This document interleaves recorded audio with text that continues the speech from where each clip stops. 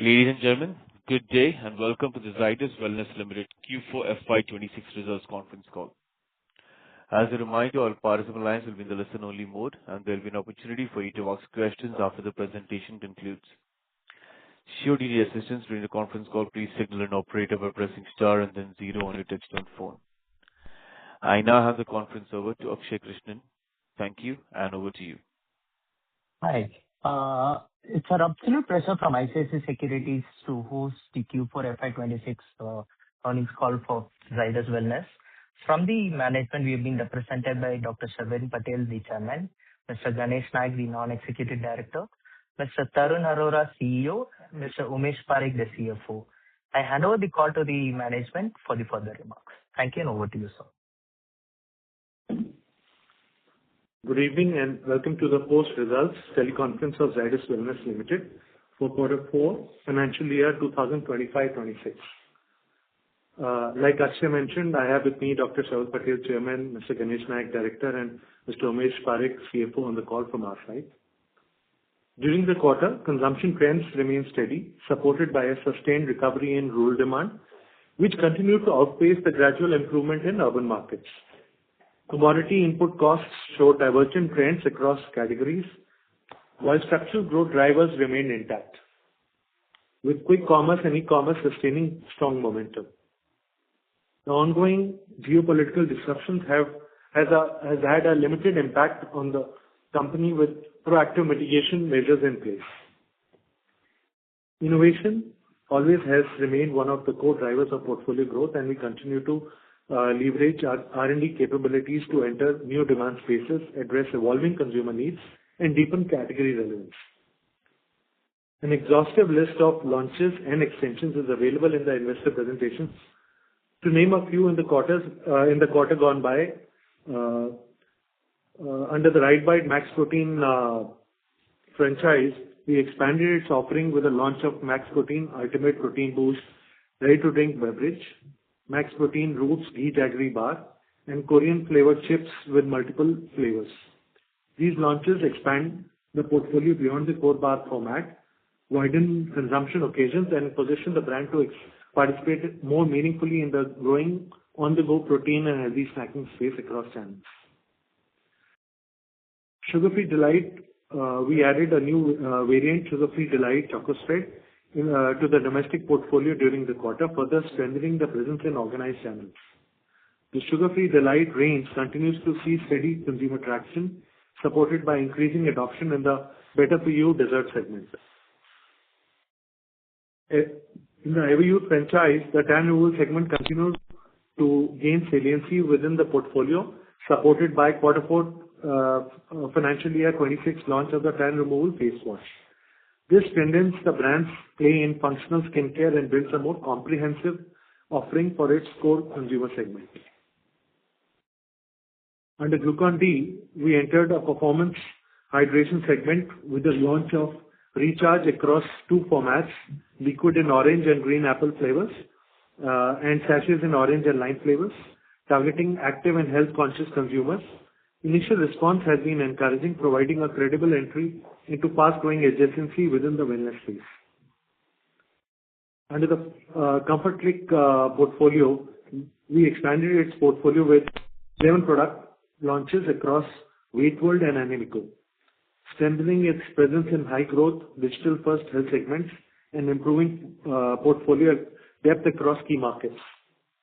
Across all new launches, we are leveraging AI-led consumer targeting and data-driven media allocation to improve precision, optimize spend, and enhance returns on brand investments. Coming to the company's financial performance, net sales for Q4 financial year 26 registered growth of 62.1%. The international business, including Comfort Click business, delivered a like-to-like growth of 31.4%, while the domestic business grew by 1.7%. Within the domestic business, the seasonal brands declined by 9.8%, whereas the skin and hair care brands registered a growth of 39.7%, and food and nutrition brands grew by 9.4%. For financial year 26, net sales registered growth of 46.4%. The international business including Comfort Click business, delivered a like-to-like growth of 29.5%, while the domestic business grew by 2.4%. Within the domestic business, the seasonal brands declined by 18.8%, whereas the skin and haircare brands registered a growth of 21.9%. In food and nutrition brands grew by 15.5%. As per the internal data, the domestic business continued to witness a steady shift towards organized channel, with saliency improving to 30% in financial year 26 from 24% in financial year 25, driven by premiumization as well as strong growth in modern trade and e-commerce channels. On the EBITDA front, the company reported a growth of 42.2% for the quarter, reaching to 2,701 million rupees, an increase of 34.2% for the full year, closing at rupees 5,097 million. Net profit declined by 5.8% during the quarter and 43.2% for the year. However, net profit excluding exceptional items and amortization of acquired brands registered a growth of 17% and 2.3% for quarter and year respectively. Key drivers impacting the movement from EBITDA to PBT for quarter 4 and financial year 26 include the acquisition that was strategically funded through a low-cost bridge loan in GBP, subsequently refinanced into a further lower-cost euro facility, with a related interest expense reflected in finance costs. Amortization of acquired brands led to higher depreciation and amortization expenses. Exceptional items that include one-time impacts from implementation of the new labor code, acquisition-related costs, and expenses related to liquidation of Natural India Private Limited, a subsidiary of the company, on a going concern basis. Brand performance and market share developments are detailed in the investor presentation. Notably, Complan maintained its fourth-ranked market share position. During the quarter, the company transitioned to direct supply of Complan Nutrigo in the kid segment, while simultaneously driving user acquisition across toddler and adult nutrition portfolios through digital, clinical, and expert-led interventions. Everyuth delivered strong double-digit growth in financial year 26, driven by innovation, distribution expansion, and enhanced consumer experience, with tan removal further strengthening its saliency, supported by quarter 4 launch of tan removal face wash.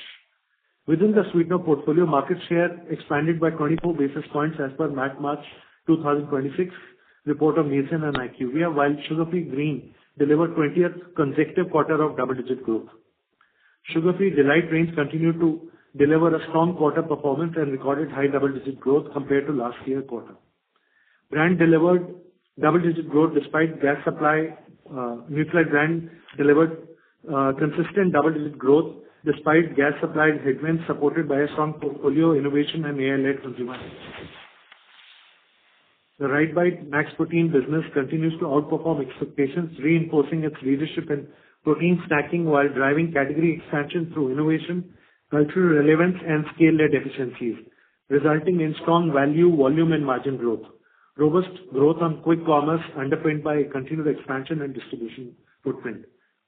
Successfully expanded the WeightWorld and Maxmedix brands through launches on Boots.com, a leading UK health and beauty retailer, and a fast-growing vitamins and supplements category, established a presence on Amazon in UAE.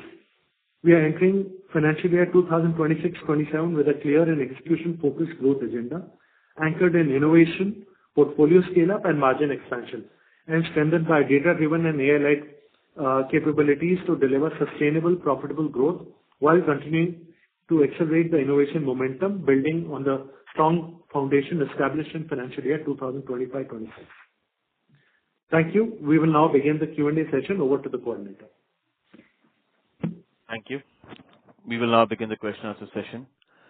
Participants who wish to ask a question may press star and 1 on your touchtone telephone.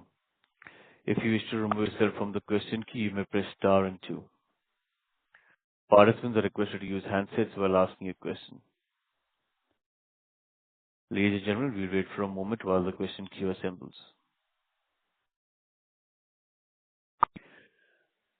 We have the first question on the line of Tejas Shah from Avendus Spark. Please go ahead. Hi. Thanks for the opportunity.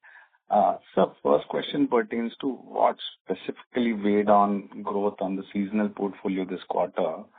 and how soon we are confident to go back to the stronger trajectory, because the last year base is also a weak one for this part of the portfolio. I think sweetener portfolio is seasonal. Seasonal brands. So seasonal brands, I think, we've had, especially in North and East, is where our strong markets are. We've seen, especially in March, there were rains and East was particularly impacted.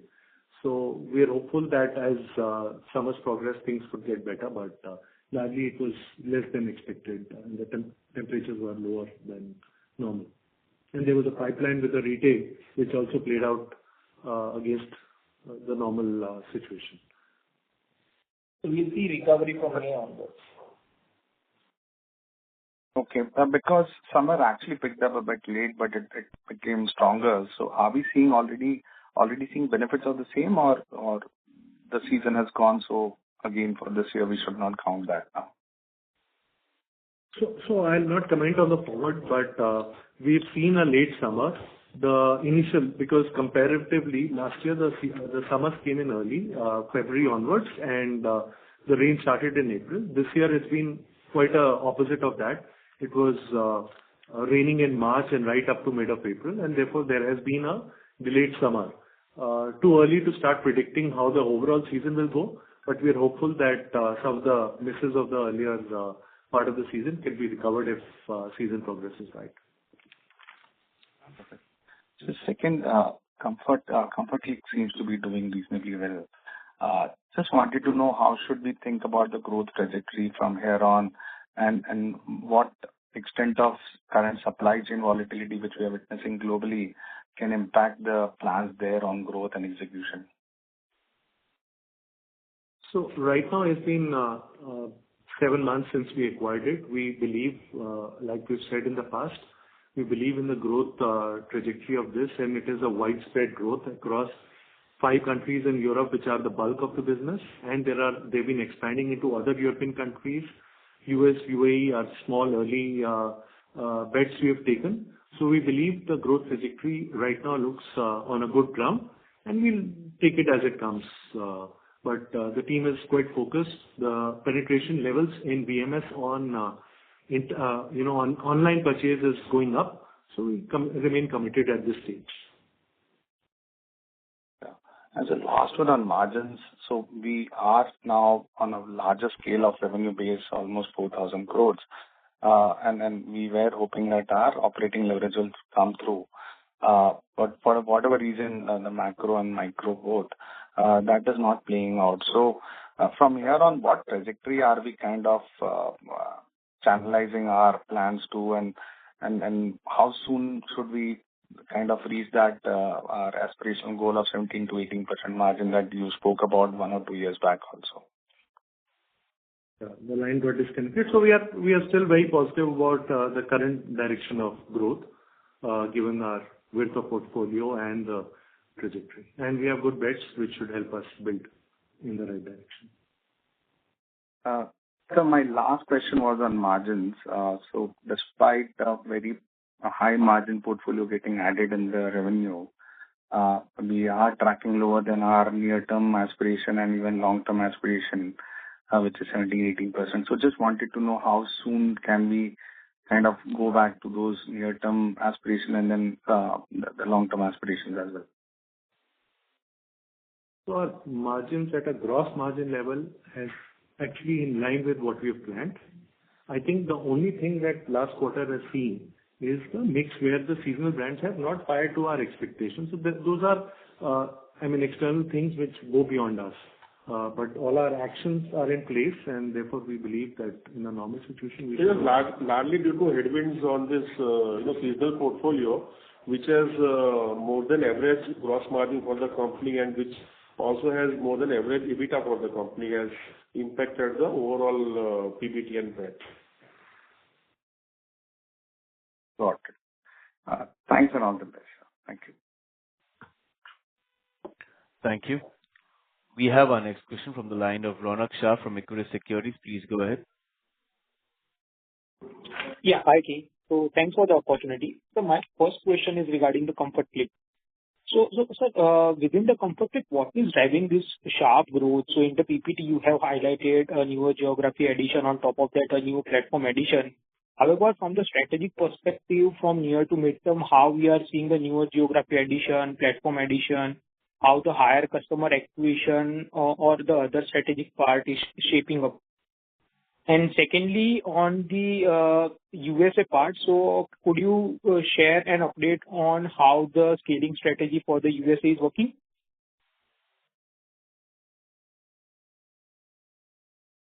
So on Comfort Click, I think it's been a high growth business as we acquired, and we've talked about it, 57% CAGR 5 years before acquisition. We talked about the same growth may not happen, but we are quite positive about the growth. So it's a large more than 11 billion euro market in Europe for VMS. Market is shifting towards online space, and we have been amongst the leading brands in driving that agenda. In top 5 markets continue to be a bulk of our business, and that's like Germany, Italy, Spain, France, and UK. We have also expanded to other European markets where we had limited presence, like Portugal, Finland, etc. So we are expanding our Europe presence, which is continuing to help us grow on the like-for-like growth within the core markets and new markets. We've taken a medium to long-term bets on some of the markets which we did not have presence, for example, on US, UAE, and some other markets which we'll decide. But they are more medium-term, long-term bets where we'll have to build over a period of time. We continue to expand. Right now, the business is largely led by Marketplace Amazon and D2C. We are looking at other marketplaces, like we have put it, like Boots.com or etc., where we are wanting to expand. So some of these actions are in place, and we are also, I think, strength of this business is knowing the trends and being able to respond pretty fast. So we are launching new products which are relevant to consumers that as the trends shape up in the VMS space. So that's the strength we are playing on, and that's really what is working and giving us growth. It's still 7 months only since we acquired it. We are looking to continue to build in the current momentum that you've seen last quarter. Understood. Just a small follow-up from the bookkeeping perspective. So now the annual numbers are in. How the INR terms consideration and the amortization amount will look like? So amortization, what you see the number in this quarter, the quarter 4, will almost be on the similar line because that captures the full quarter's amortization. Okay. And from the INR term overall consideration perspective, what can be the amount? Amount in terms of what? INR term consolidated amount from the Comfort Click acquisition and the goodwill part? That is what I'm saying. Yeah, that is what I'm saying. The Q4 financials, console financials capture the number, and number is going to pan out for the whole year. Okay. The last question is from the RightBite perspective. So just want to understand from the strategy perspective, though you have highlighted few newer launches and all. However, if we compare a 3 years back story to now, how the distribution mix has shaped up, how the subcategory or the newer category expansion will look like, and on the newer product aggression front, how the things are shaping up? So, before the acquisition, the business was growing at 25% CAGR for 5 years. Like we mentioned in the last call, we're seeing more than double of that momentum on the business. We continue to focus on driving growth through category expansion and also within on the base products, which is our bars, protein bars. We're also looking at expanding into new categories through new launches, which we mentioned, RTD beverage, chips, etc., other snacking, healthy snacking approach. Our distribution is being built up, and we've seen online traction also going up through quick commerce. Understood. That's it from my side. Thank you. Thank you. We have the next question on the line of Akshay. Please go ahead. Hi, sir. Thanks for the opportunity. My question is on the quick commerce. So it appears to be scaling strongly across your multiple portfolios. Now, is this changing the company's approach towards innovation and the product launches and the channel investment versus the traditional FMCG distribution process? I think to what you said is true. I think our products are more suited towards the new trends and the new consumers who are choosing to buy through quick commerce. And I think our assortment as well as our new introductions are well designed both to make sure that on this channel we are relevant and we continue to gain share. But also on the traditional channels also we have the right SKUs and a portfolio which helps us also continue to grow in the rural and urban markets. So I think we have a fit for purpose kind of portfolio now with the new acquisitions as well as the new SKUs that we have launched, and we would continue to see better traction on this channel. What would be the salience of the QC as in pointer on a YOY and a sequential basis? Can you repeat the first part? What would be the saliency of QC, the contribution of QC to our overall quick commerce?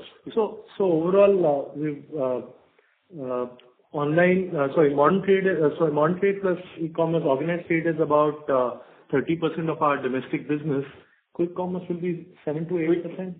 Yeah, but out of e-commerce, quick commerce is about 44-45%. Which is not 8% of the 7-8% of the total business. Okay. Yeah. Okay. My second is on the comfort liquor. Now this gives Zydus the access to the global D2C and online-led wellness category.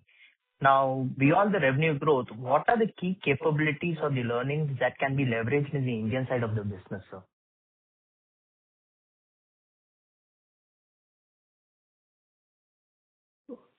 I think the business is very strong in terms of because they're an online first business. So they have done rather well in terms of how they reach out to the online consumers and how they build the franchise without worrying about the offline world. And there are various parts of doing so, both in terms of building, looking at the trends, launching new products at a fast pace, and marketing to this online first consumers. And I think this is largely the model that we are working together to, sharpen as a company, because this really makes us almost 1/3 of our business in the online at a total level. So we believe that it will give us a good edge in preparing for the future in a more digital world. Got it. My third is a follow-up question on the gross margins from the previous participant. So we've been our gross margins are in the guided range. Now, are we seeing a scope for the operating leverage to improve further, or are you going to reinvest behind your categories? Is the brand investment going to scale up now? So certainly, as we have been telling in various conferences, our operating leverage will definitely play out.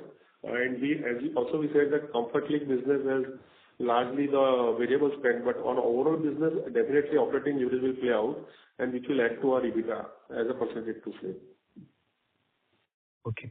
The last question, on a medium-term basis, how should we think about the company's dependence on the seasonal categories? Because now you have the stress on the seasonal aspect, and especially on Nycil and glucose versus the newer wellness category. So how are we looking at the company's overall dependence over here, especially in protein supplements and hydrations? So I think seasonal will continue because it's a valuable part of our business. It gives us a good operating leverage. We've had 4 quarters of a challenge, but that doesn't mean that it will remain. So we are quite hopeful that it should come back on track, and over a 3 to 4 year period should deliver a consistent double-digit growth. And if we look at outside of seasonal portfolio, we continue. We've even last financial year, we delivered a fairly good double-digit growth, and we continue to believe whether it's a right bag portfolio, Nutralite, Everyuth, each of these brands, even Complan last quarter, Complan Sweetness, each of them are showing a good momentum. So we believe a double-digit portfolio is the right way to continue to build ours. And we keep looking at expanding the categories through innovation and expansion to new consumers. Okay. One final question, if may I.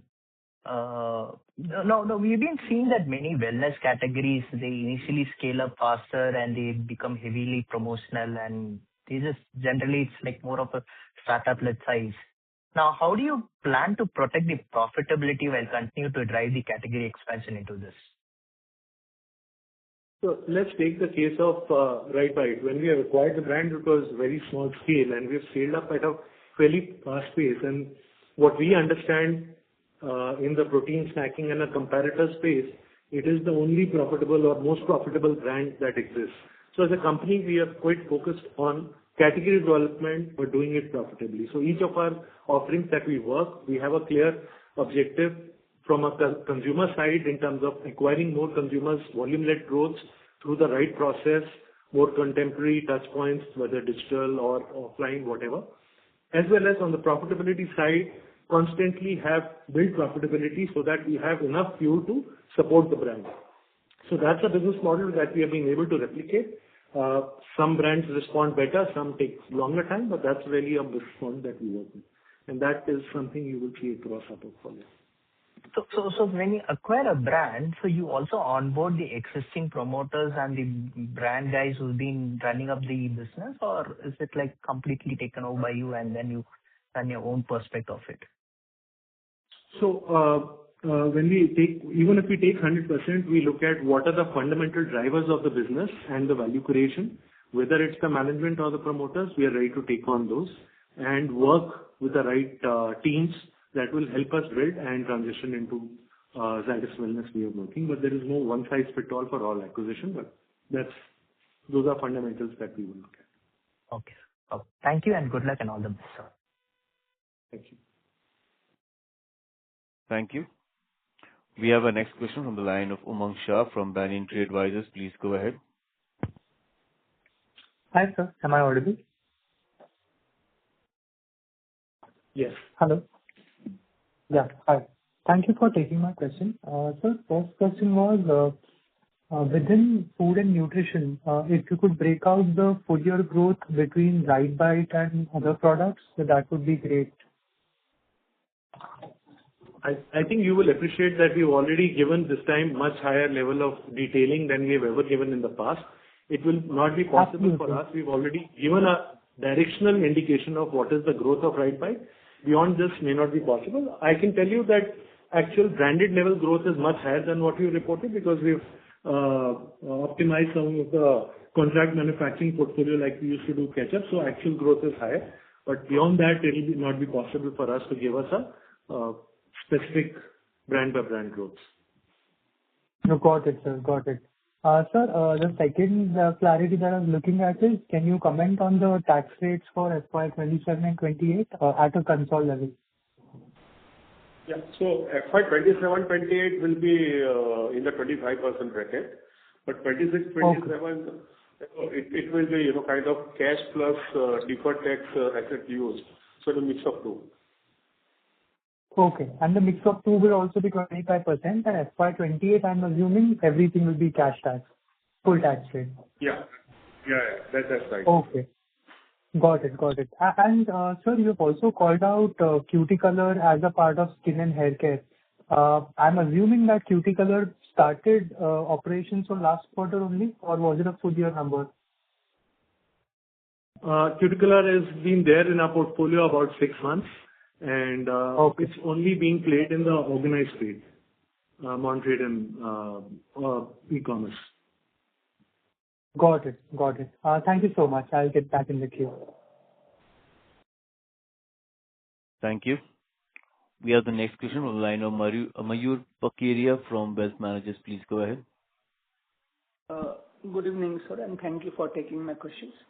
So just wanted to understand that when we acquired Comfort Click, we were of the view that we can clock around 14% EBITDA margin, and it had clocked before our acquisition around 15 odd, if I remember well.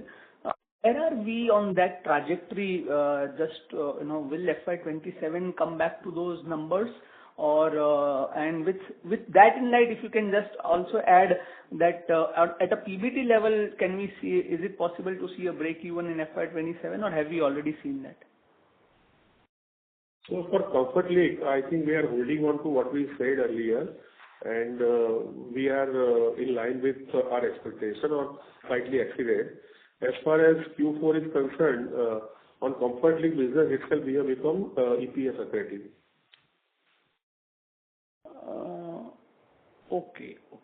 Sir, will it be possible to quantify that, is there a benefit of pound, in terms of pound INR? Because when we acquired, it was 116 around, now 128 or average also. So is there some element of that benefit flowing into the numbers?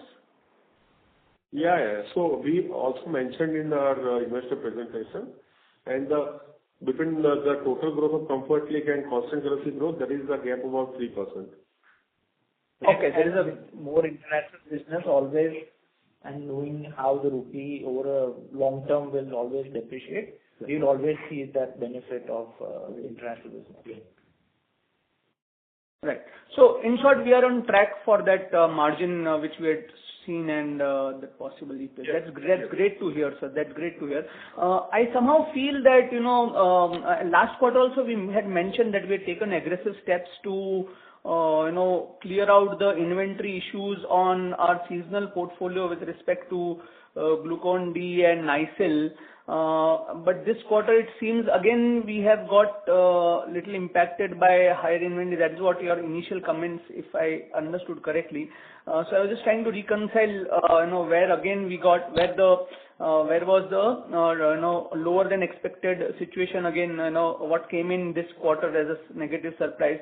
But even with that, I somehow feel that, whatever external issues are playing out, I think the next quarter can be are we positioning in the next year actually, are we positioning for a very strong comeback in terms of both the domestic portfolio, which is there, and clicking the right matrices in the growth, as well as the seasonal portfolio and the Comfort Click. As a broad directional, do you think are we on right track to understand that? So I think as far as the seasonal portfolio is concerned, there is a pipeline which exists at different levels. Internal level, which is us, our distributors, the wholesalers and retailers. While we have over last few quarters after the season didn't play out last summers, we have managed our inventories well, but retail and wholesale is also sitting with inventory, and sometimes we help them, but we can't clean up the whole market inventory. Some of those, when the season is delayed, like this year it was, the typically wholesale and pipeline build-up happens. This time it has not happened, and that's really what it is. It's not about that we have to clean up every time. It is just that the pipeline build-up, which is in anticipation of summers, as the summers kick in, they start buying in advance. That has not really happened, and that's why that has really played out from the market is concerned. So it's not that something has gone wrong from that point of view.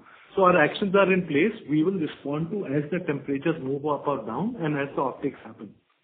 And therefore, since it's played opposite of last year where there was early summer and early rains, this time it seems to be playing opposite. We'll have to see how it plays out, but we are hopeful that with the late advent of summer, we should be able to recover some of the misses that we had in the early summers. But we'll have to see how this plays out.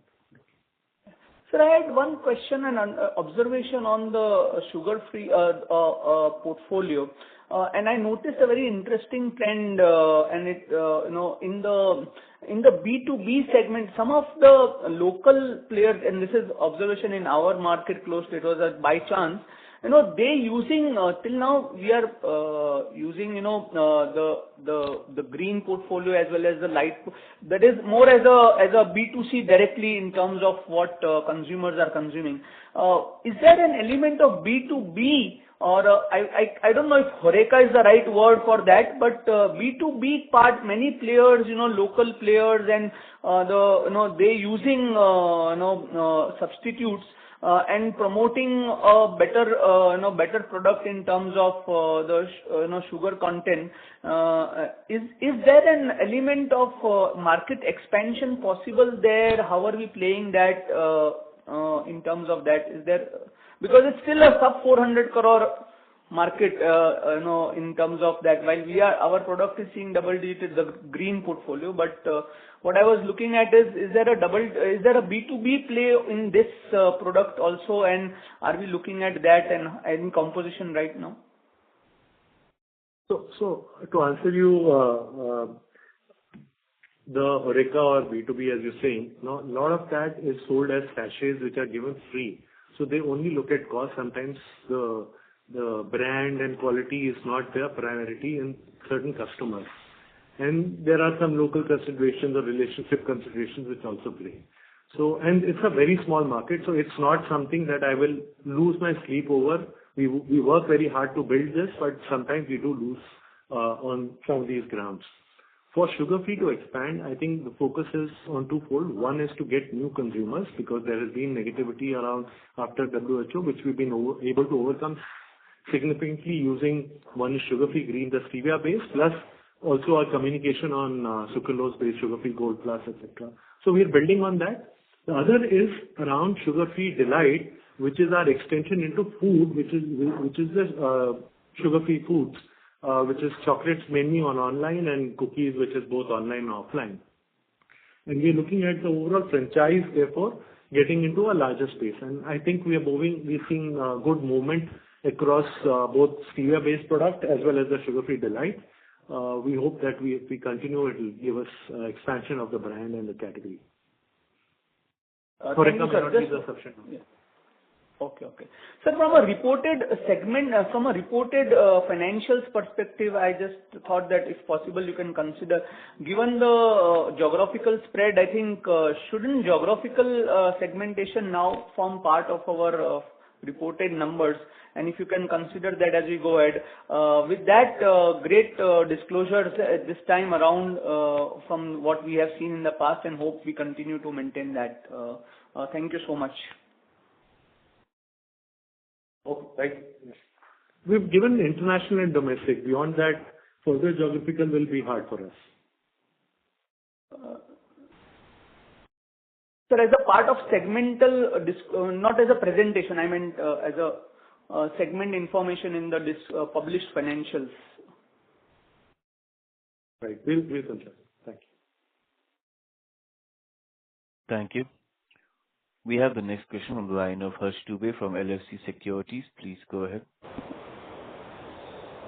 Yes. So my question is related to the right bite segment. As we were saying in the previous quarter also, and from the last 3 quarters, that we are seeing approximately double of what growth rate before acquisition right bite was seeing. So for the whole year, we have seen that kind of growth of 50%, so 244 crores something. But what is an expectation going forward as we are doing innovations in this segment?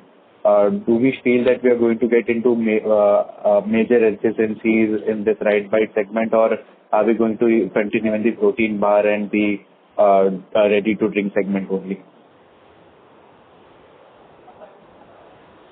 So we are evaluating more segments, like we've launched RTD beverage. We're expanding within our portfolio. We've launched within bar. So I think there is enough room for growth within the portfolio, and limited adjacencies we have already explored as we talk. That's really what our focus is right now.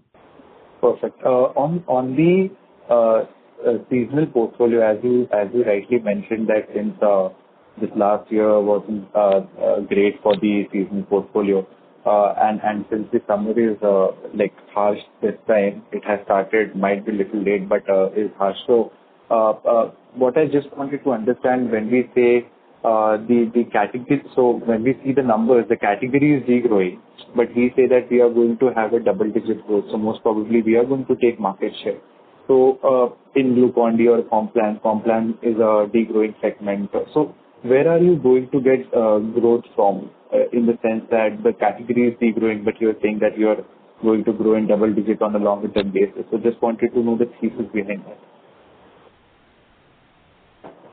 So you are saying two things. One is seasonal, and then you've got into Complan. So as far as seasonal is concerned, I think we are focused. As the season improves, our numbers will go up, our market shares are well in place, and we continue to get new consumers because we are market leaders in these spaces, and it's our job to grow the category. And we're also doing extensions like RTD, et cetera, we've done, and Glucon-D that we've talked about. As far as Complan is concerned, I think our focus is reframing Complan we've talked about. We've already started launches on adult nutrition, which we did not have a presence in, through VMAX by Complan. We've also relaunched Complan NutriGo with in about a quarter back. We are seeing good traction on that, and we have a couple of more launches in place. So put together, we believe there is a way to exploit Complan's very, very strong equity and be more relevant to consumers of today rather than just live in the past of a traditional HFD in the kids space. So there are consumers seeking more. So we believe there is a path to getting growth. Plus, we've also been we have a brand ambassador, Vaibhav Suryavanshi, which we've signed up last year, and we had the commercial rolled out this February as he started picking up. I think, therefore, relevant to today's generation, buy our products, by new communication, by better positioning will help us continue our growth momentum despite the category challenge, our core category challenge. So it's going to be the adjacencies as well as the growth into the newer segment is what you're saying, right? You could say that. Yeah. Okay. On the Everyuth and the Nutralite segment, I just wanted to understand. So we are seeing good growth in Everyuth, and just wanted to understand. Is it going to be here the market? So the market share that we are having right now, are we expecting it to grow going forward, or there's going to be new innovations in this segment? How do you see about this segment as well as the Nutralite? Since in the Nutralite we don't give the category size. I know that it's not possible because it's related to milk stuff and other things. So, but how are you seeing both of these segments as well? So, first on Everyuth, I think we are market leaders if I look at sub-segments of scrubs and peel-off, and we've been, our focus has been growth, and we've been able to drive the growth and increase our shares as well. Therefore, we've started looking at overall facial cleansing, which includes face wash, masks, scrubs, everything. There we've been gaining share over the last few years, and we continue to hope to move in that momentum. So our focus remains category development and market share growth, both. And we've seen good success in last 5 to 7 years on that. And we continue to build around innovation and brand building around that. Coming on to Nutralite, that data is not available. No syndicated data is available, and that's why we do not publish. We've been again here focused on category development and expansion into adjacent spaces. Our strength, our core remains our fat spreads, both in professional as well as retail space. We have expanded on butter, ghee, and professional cheese, and as well as mayonnaise, which is helping us expand the brand and leverage our brand's strength, which is giving us the growth momentum. So put together both these portfolios, we have brand building, leveraging our brand strength, innovations, and distribution expansion driving our growth. And we see the momentum going forward. Perfect. So just wanted to... Sorry to interrupt, Mr. Harsh. Request you to kindly come back in queue for follow-up questions. Yeah, sure. Thank you. Thank you. We have the next question on the line of Tejas Shah from Avendus. Please go ahead.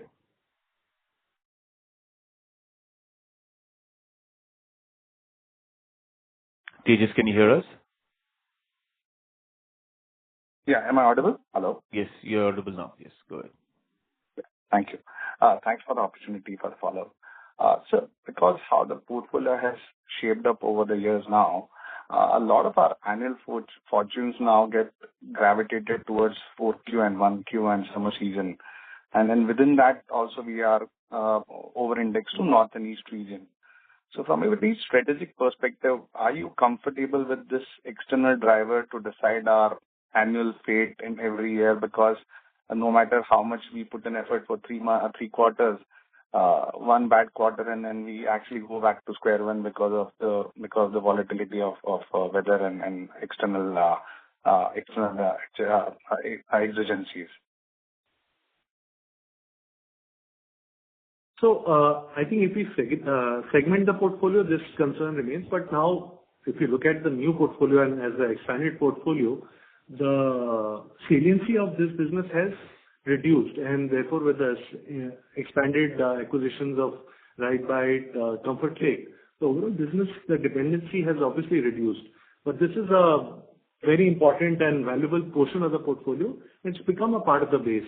So I think we are okay with that, and we are extending ourselves into newer spaces like Glucon-D Active On, Glucon-D Recharge, which will help us grow beyond the traditional space. So we are doing whatever we can, but I don't want to let go of what we already have.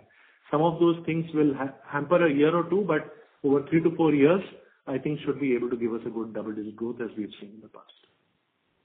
Perfect. Second, despite the seasonal portfolio remaining under index in the quarter, our gross margin remained very healthy. So is it that versus the new portfolio or the evolved portfolio that we have with RiteBite and Comfort Click, seasonal portfolio is gross margin dilutive, and it is at EBITDA when the operating leverage comes on the A&P spend, it becomes accretive at EBITDA level? So on the gross margin front, I think, even on the portfolio ex Comfort Click, we have improved our gross margin, and the Comfort Click gross margin is over-indexed to the company's gross margin. So therefore, you see the higher gross margin here. So there are multiple actions we have taken. Each of the brands within our domestic range has increased our margins, and we have taken calls on some of the portfolio, some of the products which are low margin. So therefore, we are seeing a right movement here. Okay. And so last one on Cuticolor, seems like a very clean slate organic attempt in a very competitive category. We haven't leveraged Everyuth also as a brand, perhaps because it's much more connotation with skincare. Just wanted to know what is the value proposition that we are banking on, because it's a very crowded space, and what has been initial response from the trade so far? So Cuticolor as a brand is strongly derma supported as a safe hair color. It's Korean origins and very effective. It is a high price product because it is backed by strong influencers and dermatologists. Therefore, it is getting good traction, and we believe it will continue to build around that. I think it's one of a kind product with the key ingredients being exceptionally high quality and free of many of the challenges that you face with traditional hair color. So we are seeing very significant traction with the consumers and repeat buying as well as the new consumers. So we are seeing, we're seeing extremely good support to the brand now. Okay, and have you activated our Sorry to derma interrupt you. channels? Sorry to interrupt. This Yeah. one. We'll have to go to the next question, sir, as the other members are also online. Thank you. We have the next question from the line of Yashwardhan Agarwal from IIFL Capital. Please go ahead. Yeah. Hi, good evening. Am I audible? Yep. Hello? Yeah. Hi, sir. Thanks for this opportunity. In the initial remarks, you mentioned that the impact of war is limited. Just wanted to double-click on it. Are we seeing any supply chain challenges? Hello? Voice is not. Is it better now? Not clear. Yashwardhan, if you go off the speakerphone once. Hello? If you could go off the speakerphone, Mr. Yashwardhan. Yeah, sure. Hello? Yes, go ahead. Hello? Yeah, is it better now? Hello? Yes, it is slightly better now. Sir, yeah. Sir, in the initial remarks, you mentioned that the impact of war is limited. Just wanted to double-click on it. Are we seeing any supply side challenges or inflationary pressures? Any early signs of it that you may want to call out? So we've not had supply side challenges beyond a certain businesses in Middle East, which is still a very small portion of our business. The rest of the things are largely so far have been in control. Okay, sir. Perfect. So my second question is on the seasonality. You mentioned earlier that the seasonality versus last year has changed, in the sense that summers were followed by rain in Q4 last year, whereas in this year the situation is totally opposite. So is it fair to assume that we were sitting on a higher base in the Q4, and even if we witness a normal summers in the current quarter, seasonal brand portfolio could achieve good growth in Q1 FY27? Yes. Yes. Yeah. Thank you, sir. And so my last question is on the possibility of divesting any of the slow-growing product category and investing that part of capital either to retire the debt or find newer high-growth categories such as RiteBite and Comfort Click. Any thoughts on that? No, I think our allocation of funds are appropriate to the brand, so I don't see any major changes. I think all brands have appropriate funding required, so there's no other plans for any other changes to the business. Okay. No plans of divesting any of the product categories as well. Is that right? Okay, sir. That's it from my side, sir. Thank you and best wishes. Thank you. We have the next question from the line of Jaymin from Deco Asset Management. Please go ahead. Yeah, thanks for taking my question. Firstly, on the Comfort Click part, would it be possible to share your quarter-on-quarter growth rate for Comfort Click? Sorry? Your quarter-on-quarter growth rate for the Comfort Click portfolio? We give year-on-year, we don't do quarter-on-quarter. Okay. And for the Comfort Click, I mean, your core market, that is UK and Europe, how are you looking at the offline channel from the 2 to 3 year perspective? We largely are online play. Offline will be any opportunistic if it comes, but we are not building on it. Okay. And I mean, we are entering FY27 with a margin expansion as a stated priority in your initial remarks. So would it be possible to share any key levers that will protect or at least improve margin if the commodity or the supply chain headwinds continue from here on? I think the brand has good margins, the business is running on good margins, and we hope to maintain those margins. Okay. And the last piece on the Glucon-D recharge, I mean, now you have entered into powdered electrolytes in the hydration segment. Any early consumer or the channel signal that it give you confidence that recharge can scale into a material growth driver within a broader Glucon-D portfolio? Too early to discuss about it. We just rolled it out. Once we have some results, Okay. Okay, yeah, that's it from my side. Thank you. Thank you. We have the next question from the line of Harsh Dubey from LFC Securities. Please go ahead. Yeah, thank you so much. I just wanted to understand when we say about the operating leverage playing out on the seasonal portfolio is what I think you mean. So, what are the parts that what are the segments in which you feel that there is a huge potential of the operating leverage to play out? And the second thing is, going forward in the medium term as well as long term, what is our aspiration on the EBITDA margin front?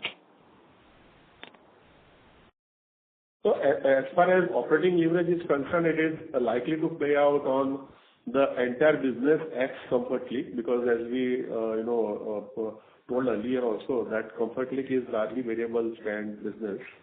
So apart from that, operating leverage will play out as we grow our revenue. Perfect. On the EBITDA margin, what is our aspiration? If you can just...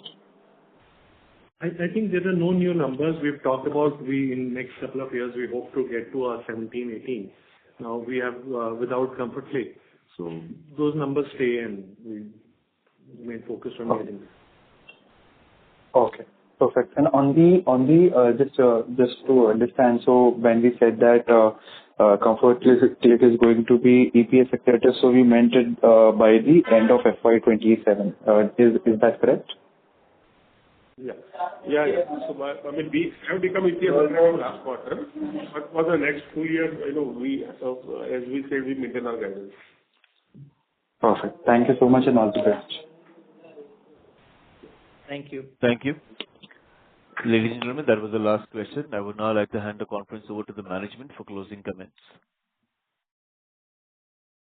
Thank you, and we'll see you next quarter. Thank you. On behalf of Zydus Wellness Limited, that concludes this conference. Thank you for joining us, and you may now disconnect your lines.